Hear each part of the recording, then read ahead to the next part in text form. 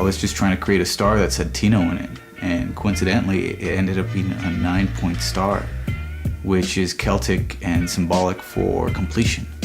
And that's what my work is based on. It's based on questioning what is complete. Usually I start off with finding an image and then pretty much making a stencil out of it.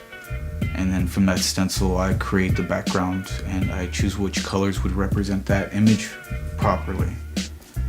The lines that are incorporated in the background are just totally random except for a select few. And it's the premise of the whole Tino star that I have. I've had the opportunity to actually move out and come back several times, and every time I keep coming back, it reminds me why I stay here. The pieces I'm currently working on right now are the Indian pieces for the Alameda project. It actually hit home for me because I grew up in the Isleta region, like in the Lower Valley.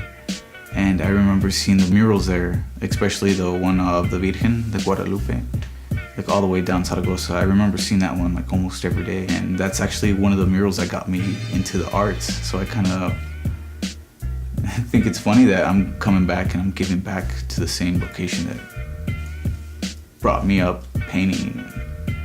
Hopefully I can inspire somebody else in the future with these.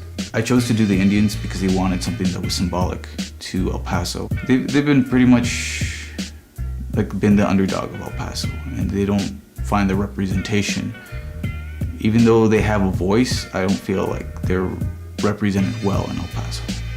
And that was my whole premise of bringing them to the spotlight and showing that this was their land. It still continues to be their land. One of the more recent pieces that I've completed is the piece I did of Peter Schwarzbein.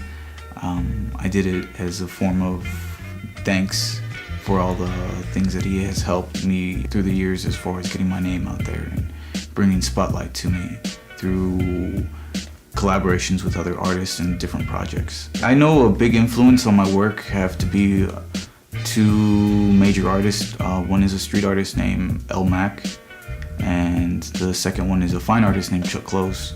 I kind of brought those two artists together and what I thought maybe they would produce if they were just one physical person or maybe working as a team. All my work is pretty much revolving around the concept of completion, and that's where all the little details come in, overlap and start blending in together. So this way the viewer is actually the one blending the colors in and making the image up. Instead of producing one big body of work, I'm creating a bunch of little bodies of work to come together and make an image. And that's where it's also based on completion as well.